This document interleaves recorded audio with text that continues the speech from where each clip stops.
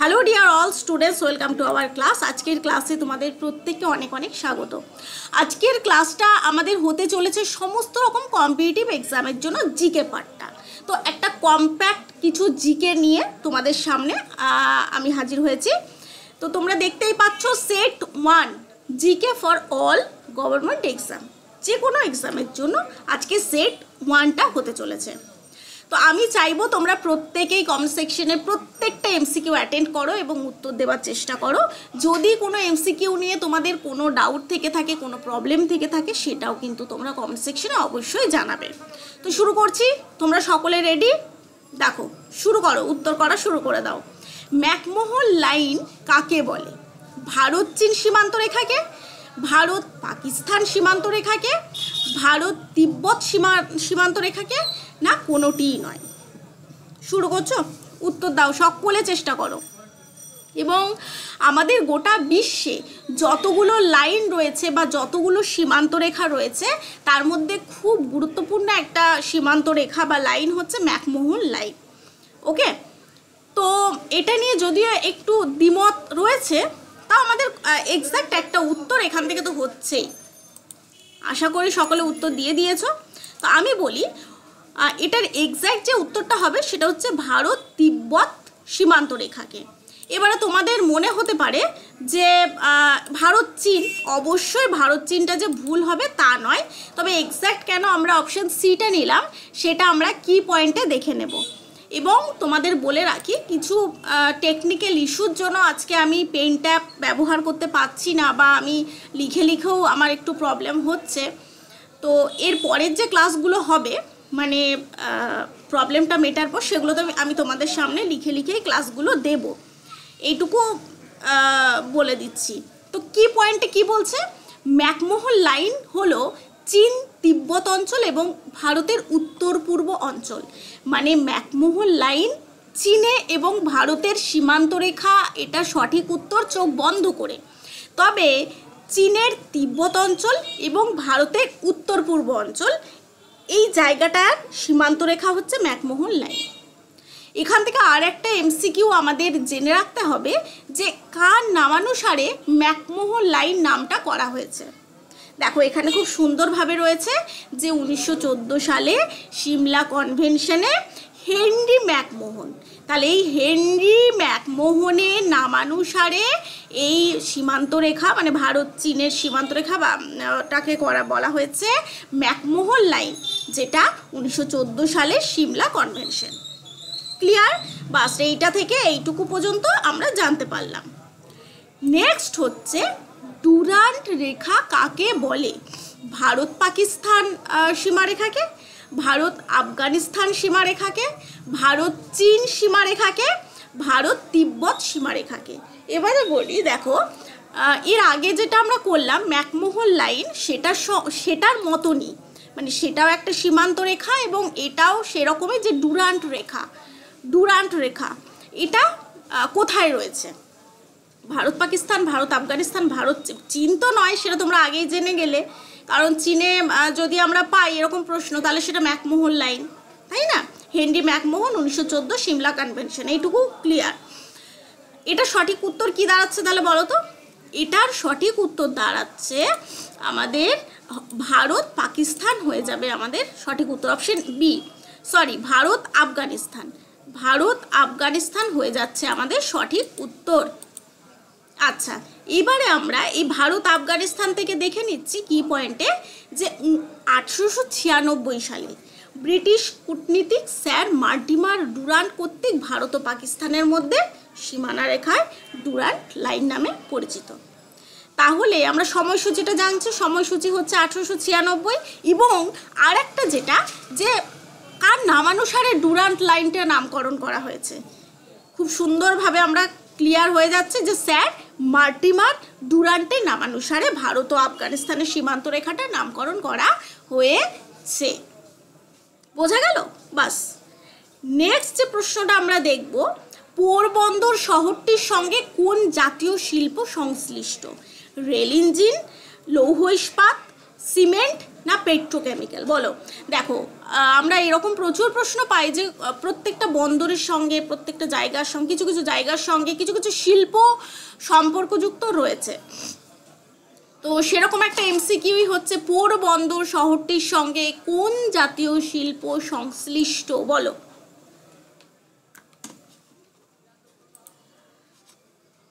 উত্তর করছো সবাই? আচ্ছা, আমাদের সঠিক উত্তর হয়ে যাবে সিমেন্ট। আশা করি অনেকে সঠিক উত্তর করেছো। সিমেন্ট হয়ে যাবে আমাদের সঠিক উত্তর। তবে হ্যাঁ, আরও সিমেন্ট রিলেটেড আরও কিছু প্রশ্ন আমরা এই মানে এমসিকিউ এর সঙ্গে দেখে নেব। দেখো, আচ্ছা তাহলে কি পেলাম? যে পোরবন্দরের সঙ্গে সিমেন্ট শিল্পটি সম্পর্কযুক্ত। আর কিসের সঙ্গে সম্পর্কযুক্ত? নয়দার সঙ্গে সম্পর্কযুক্ত সিমেন্ট। মনে রাখবে, পোরবন্দরের সঙ্গে সম্পর্কযুক্ত সিমেন্ট, নয়দার সঙ্গে সম্পর্কযুক্ত সিমেন্ট, ডালমিয়া নগরের সঙ্গে সম্পর্কযুক্ত সিমেন্ট, তিরুঅন্তপুরমের সঙ্গে সম্পর্কযুক্ত সিমেন্ট এবং লৌহ ইস্পাতটা আমরা জানি। এটা আমি না বললেও তোমরা জানো যে জামশেদপুরের সঙ্গে কোন শিল্প সংশ্লিষ্ট? লৌহ ইস্পাত শিল্প। জামশেদপুরের সঙ্গে কোন শিল্প সংশ্লিষ্ট? লৌহ ইস্পাত শিল্প সংশ্লিষ্ট। বোঝা গেল? তাহলে নয়দা, ডালমিয়া, তিরুঅন্তপুরম আর পেলাম পেরু, তাই তো? আর লৌহ ইস্পাত জামশেদপুর। বাস। নেক্সট প্রশ্ন হচ্ছে, ইয়েস, রসিকবিল কেন বিখ্যাত? একটা পাখিরালয়, একটা নদীর নাম, একটা অভয়ারণ্য, একটা পাখির নাম। তো এখানে এই প্রশ্নটা নিয়েও অনেকের মধ্যে, সবার নয় বেশ কিছু শিক্ষার্থীর মধ্যে কনক্লুশন তৈরি হয় যে রসিকবিল মনে করা হয় যে একটু হ্রদ এরকম মনে করা হয়, কারণ এটা সম্ভবত কুচবিহার থেকে 40 কিমি এবং সম্ভবত আলিপুরদুয়ার থেকে 20 কিমি, কিছু একটা এই ডিস্টেন্সে এই রসিকবিলটা রয়েছে। তো যাই হোক, এটার সঠিক উত্তর কি হবে? আমি জানি আমার ম্যাক্সিমাম শিক্ষার্থী এটা সঠিক উত্তর দেবে। চোখ বন্ধ করে এটা একটা পাখিরালয়। অবশ্যই চোখ বন্ধ করে আমরা নেব রসিকবিলটা হচ্ছে একটা পাখিরালয়। নেক্সট, আচ্ছা এটা বলো তো, কে জিন্দাপীর নামে পরিচিত? ঔরঙ্গজেব, সুলতান মাহমুদ, পল্লব মল্ল না মুইজউদ্দিন মোহাম্মদ? দেখি কে জিন্দাপীর নামে পরিচিত। আমার কোন শিক্ষার্থী, দেখি আমার কোন শিক্ষার্থী কি উত্তর করছে একটু দেখা যাক। সকলে কিন্তু উত্তর করো, ঠিক মানে ঠিক ভুল জানি, ম্যাক্সিমাম সব সঠিক উত্তরই আসবে। বলো দেখি। একেবারেই চোখ বন্ধ করে হয়ে যাবে ঔরঙ্গজেব, তাই না? চোখ বন্ধ করে হয়ে যাবে, সরি, ঔরঙ্গজেব। আচ্ছা, এই যে অপশন এ হয়ে যাবে আমাদের সঠিক উত্তর, যে কে জিন্দাপীর নামে পরিচিত। এখানে বলি তাহলে সুলতান মাহমুদের নিশ্চয়ই কিছু উপাধি রয়েছে, পল্লব মল্লরও কিছু রয়েছে এবং মুইজউদ্দিন মোহাম্মদেরও কিছু রয়েছে। তো আমরা দেখে নিচ্ছি কি পয়েন্টে।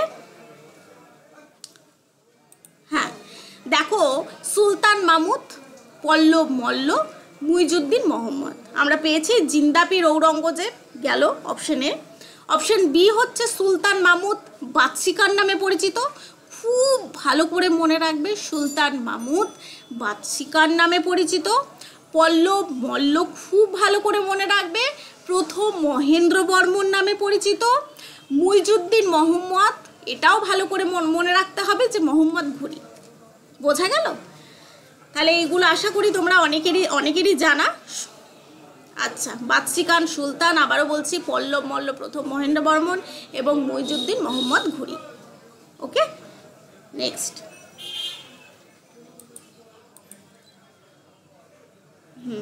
নেক্সট হচ্ছে বৈদিক সভ্যতার কোন খেলাটি আধুনিক অলিম্পিকেও সমানভাবে জনপ্রিয়? বক্সিং, এটা বক্সিং হবে, কুস্তি, ফুটবল না সবগুলি? বলো। বৈদিক সভ্যতায় কোন খেলাটি আধুনিক অলিম্পিকেও সমানভাবে জনপ্রিয়? চলো চলো চলো, উত্তর করা শুরু করে দাও, উত্তর করতে শুরু করে দাও। আচ্ছা, এটার সঠিক উত্তর আমরা নিয়ে নেব বক্সিং। ওকে, সঠিক উত্তর আমরা নিয়ে নেব বক্সিং। বৈদিক সভ্যতার কোন খেলাটি অলিম্পিকের সম্পর্কযুক্ত? বক্সিং।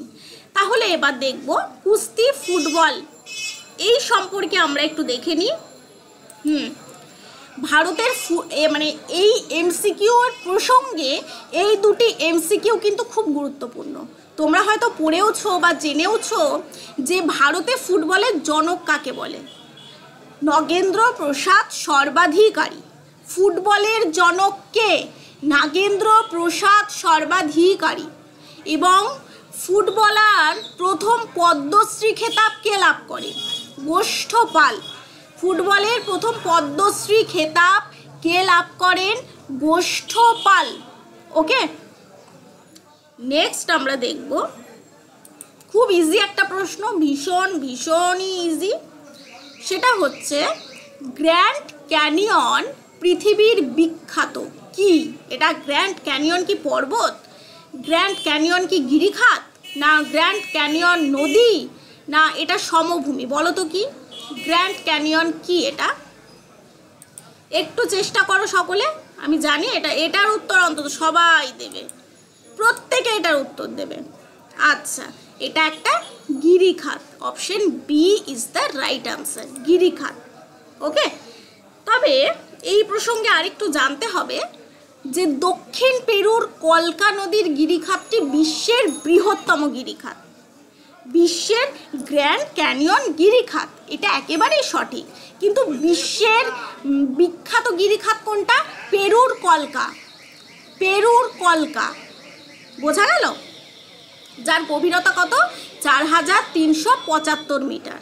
4375 মিটার। ওকে, নেক্সট দেখো পরের প্রশ্নটা বলা হয়েছে 10 ডিগ্রি চ্যানেল কাদের বিভাজন রেখা? 10 ডিগ্রি চ্যানেল বা 10 ডিগ্রি চ্যানেল কাদের বিভাজন রেখা? পাঞ্জাব চণ্ডীগড়, উত্তর ও দক্ষিণ ভারত, আন্দামান ও নিকোবর দ্বীপপুঞ্জ, ভারত ও বাংলাদেশ। দেখি চেষ্টা করো এটার কে সঠিক উত্তর দিচ্ছে, দেখা যাক। বলো 10 ডিগ্রি চ্যানেল কাদের বিভাজন রেখা? প্রত্যেকের চেষ্টা করতে হবে এবং প্রত্যেকের উত্তর চাই কমেন্ট সেকশনে। 10 ডিগ্রি চ্যানেল কাদের বিভাজন রেখা? আচ্ছা, অনেকে সঠিক উত্তর দিয়ে দিয়েছে। আমাদের সঠিক উত্তর হচ্ছে আন্দামান ও নিকোবর দ্বীপপুঞ্জ। অপশন সি হচ্ছে সঠিক উত্তর। তবে 10 ডিগ্রি চ্যানেলটা কি সেটা একটু দেখে নেব। এটা একটা চ্যানেল যা বঙ্গোপসাগরের আন্দামান দ্বীপপুঞ্জ এবং নিকোবর দ্বীপপুঞ্জকে একে অপরের থেকে আলাদা করেছে। তাহলে বঙ্গোপসাগরে কি হয়েছে? আন্দামান দ্বীপপুঞ্জ এবং নিকোবর দ্বীপপুঞ্জ এই দুটিকে আলাদা করেছে। বোঝা গেল? আর কি? আর এখান থেকে সেটা খুব ইম্পর্টেন্ট নয়, এই দুটি সেট মিলে আন্দামান ও নিকোবর দ্বীপপুঞ্জ ভারতের একটা কেন্দ্রশাসিত অঞ্চল। তো মেইন যেটা আন্দামান দ্বীপপুঞ্জ এবং নিকোবর দ্বীপপুঞ্জ একে অপরের থেকে আলাদা করেছে। ক্লিয়ার? আচ্ছা, এটাই হচ্ছে 10 ডিগ্রি চ্যানেল বা 10 ডিগ্রি চ্যানেল। এবারে দেখব যে ভাগ করে শাসন করার ডিভাইডেড অ্যান্ড রুল তত্ত্বটি কার? লর্ডস কার্জনের, গভর্নর জেনারেল হার্ডিঞ্জের, লর্ড ডাপ্রিনের, গভর্নর জেনারেল মিন্টোর। দেখো এটার উত্তর সকলে মানে কমেন্ট সেকশনে করো, যার যেটা মনে হচ্ছে। Option A, option B, option C, option D সেটাই করো। তবে একটা কথা, ভাগ করে শাসন মানে ভাগ করা বলতে এখানে কি বলেছে বলো? ভাগ করা বলতে এখানে হিন্দু মুসলিম মানে সাম্প্রদায়িক ব্যাপারটার কথা বলা হয়েছে।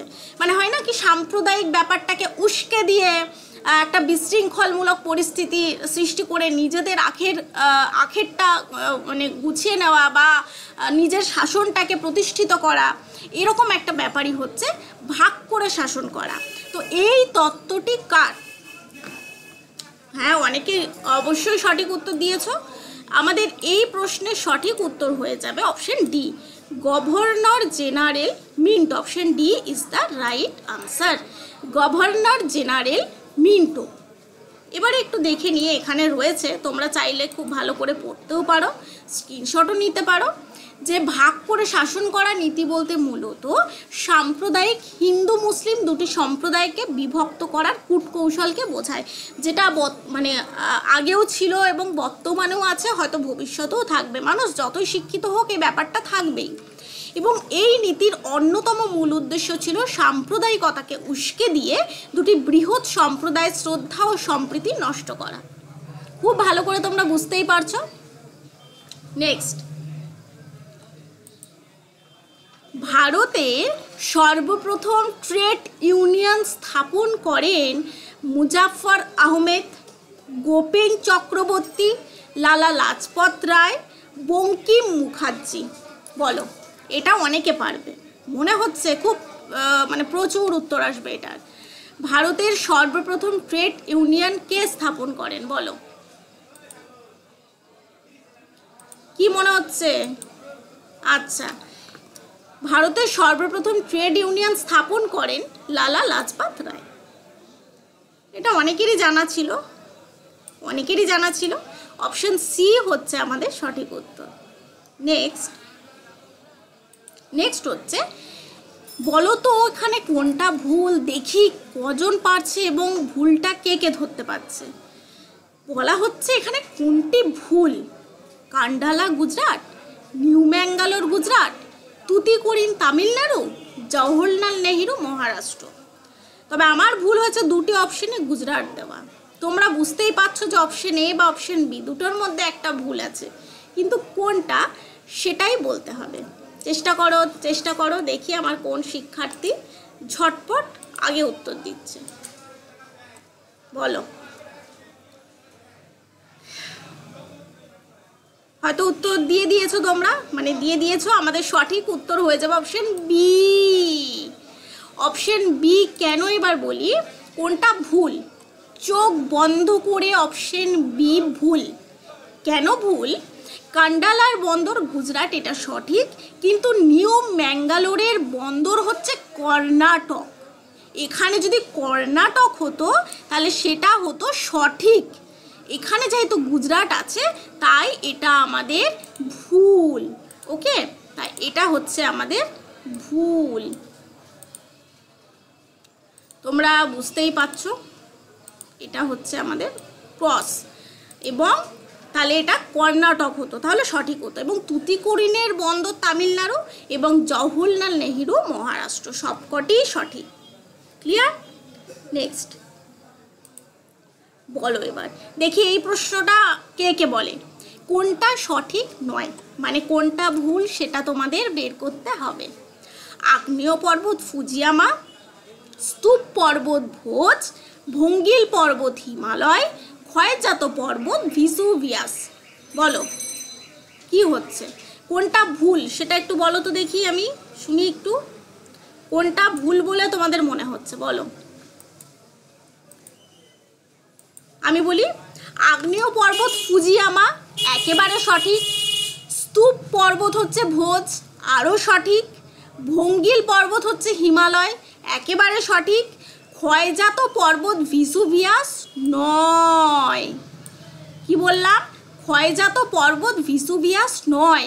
ক্ষয়জাত পর্বতের নাম কি? কেউ একজন বলো তো, আমি শুনি। কেউ একজন কমেন্ট সেকশনে কমেন্ট করো।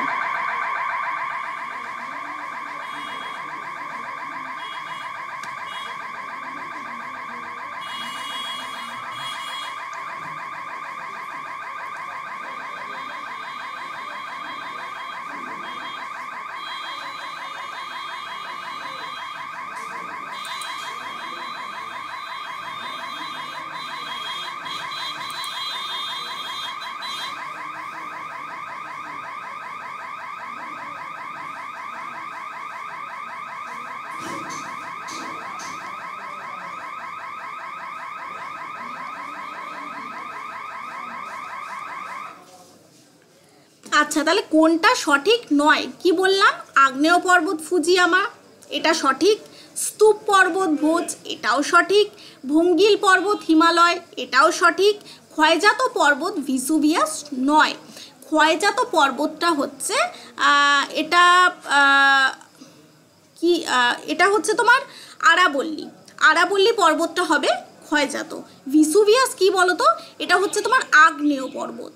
ওকে, দেখো এখানে বলা হচ্ছে যে ভারতের ক্ষয়জাত পর্বত হচ্ছে রাজস্থানের আরাবল্লী, এবং যা আরও কি রয়েছে, পশ্চিমবঙ্গের শুশুনিয়া, ঝাড়খণ্ডের পরেশনাথ ইত্যাদি।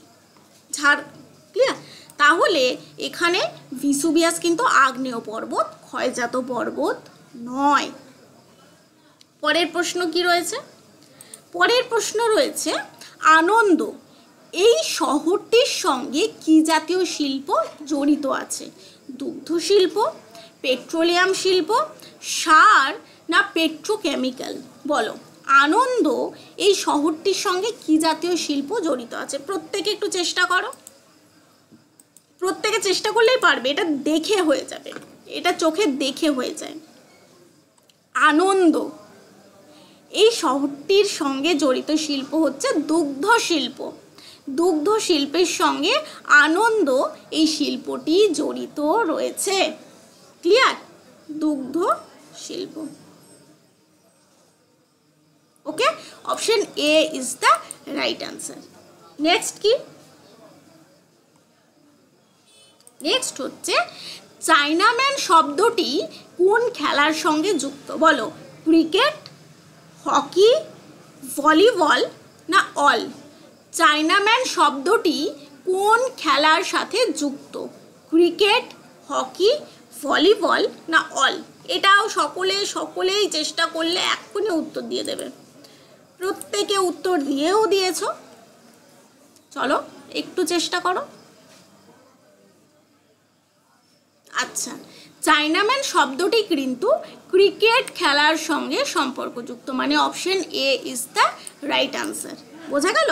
এটা কিন্তু খুবই গুরুত্বপূর্ণ একটা প্রশ্ন। চায়নাম্যান শব্দটি ক্রিকেট খেলার সঙ্গে সম্পর্কযুক্ত।